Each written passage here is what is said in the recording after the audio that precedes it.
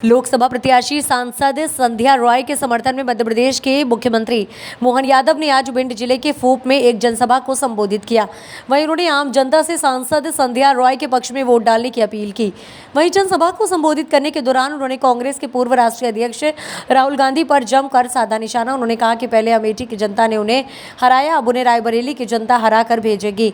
जनता मन बना चुकी है, भाजपा ही विकास का पहिया है और भाजपा को ही वोट करेंगे। वहीं उन्होंने कांग्रेस के प्रदेश अध्यक्ष जीतू पटवारी पर भी निशाना साधा। उन्होंने कहा कि महिलाओं पर उन्होंने जो आपत्तिजनक भाषा का प्रयोग किया है, इससे पता लगता है कि कांग्रेस किस हद तक जा सकती है।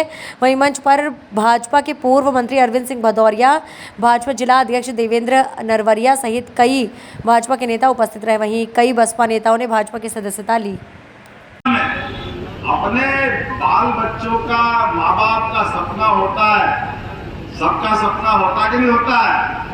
माँ बाप जहाँ गए बच्चे उससे आगे जाना चाहिए कि नहीं जाना चाहिए। सबकी इच्छा होती कि नहीं होती है, बच्चा आगे बढ़े, ये हमारी संस्कृति। लेकिन ये लोग क्या है, जो ये घोषणा पत्र में बोलते हैं वही करके दिखाते हैं। अब करके कैसे दिखा रहे हैं? माँ बाप के बेटे बेटी है, पप्पू जी आपके इस लोकसभा में भी आए थे, घर में बड़े बाप के यहाँ पैदा हो गए तो अमेठी से चुनाव लड़ा दिया। एक चुनाव बिना उसके नड्डा जी के और बिना हमारे अपने अमित जी के जीत गए, माननीय मोदी जी के शासनकाल के पहले। और दूसरी बार में वहां से हार गए तो घर का माल वो भी खत्म कर दिया और यहाँ से भागे केरल।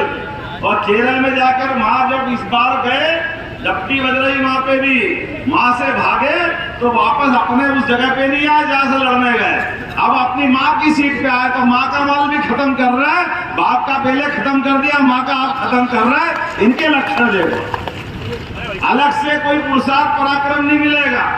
अमेठी से हार कर गए वो वायनाड से हार के डरते मारे आए रायबरेली। जब अमेठी से रायबरेली आ रहे थे तो दो ही भाई बहन ने टिकट कराई थी कि तुम यहाँ रायबरेली से प्रियंका लड़ लेगी, अमेठी से वो लड़ लेंगे। इनके पहले जीजा जी ने पोस्टर लगा दिए थे कि नहीं मैं लड़ूंगा। ना वो लड़े जीजा, ना उनके अपनी बहन लड़ी। बीच में घुस गए पप्पू जी, जिसको कहा जाए बहन बेटी का हक भी मार रहे हैं। देखो तो सही इनको, बहन बेटी छाती 56 इंच की हो जाएगी। दिन भर पाकिस्तान वाले दिखाते रहिए आपका सैनिक हमारे हाथ में आ गया है, आप बात कर लो, आप संवाद कर लो। नरेंद्र मोदी जी की सरकार ने कहा कि तुम्हारे यहाँ के आतंकवादी उठ करके हमारे निरपराध सैनिकों को मार के गए, तुम्हारा हमारा झगड़ा नहीं है। हम ये मान के चलते कि तुम्हारी फौज नहीं आई, हमारी फौज भी कुछ नहीं कर रही, लेकिन हमारे सोए हुए सैनिकों को आतंकवादियों ने मारा। उनने हमारी सीमा नहीं मानी, हम तुम्हारी सीमा नहीं मान रहे। लेकिन अब जब हमारा सैनिक आपकी सीमा पे सेना ने पकड़ लिया, पाकिस्तान की सेना ने, तो याद रखना, एक आदमी को एक झापट लगाया, 1000 मारेंगे और एक बताएंगे। ये नरेंद्र मोदी जी का जवाब, 1000 मारेंगे और एक बताएंगे। हमारे यहाँ ये खून में खून है, पानी नहीं है भारत का। और आपने देखा कि सुबह शाम तक चाय बिस्किट कराते कराते उन्होंने कहा सामने बात मत करो तो टेलीफोन पे कर लो। उन्होंने कहा कोई टेलीफोन पे नहीं होगी, बगैर शर्त वापस दो। और हमारा बहादुर आया कि नहीं अभिनंदन अपने बीच में से। ये देश का सेना और ये देश का पुरुषार्थ होना चाहिए। तो हमारा पुराना वोट मंजूर कबूल हुआ कि नहीं, 14 वाला, हमको लगा कि नहीं हमारा सही वोट गया। ये हमारे लिए भाजपा की दृष्टि से दुनिया के अंदर एक नया रिकॉर्ड बना। अभी तक अपने दुश्मनों को उनके घर में जाके मारने के लिए इजराइल और अमेरिका थे, तीसरा देश भारत बना।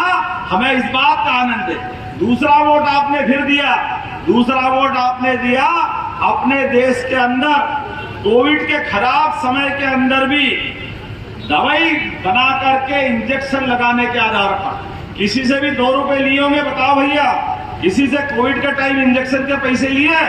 और यहाँ बताओ बिना इंजेक्शन के कोई बचे हुए लोग हैं क्या? हमारी जान बचाई।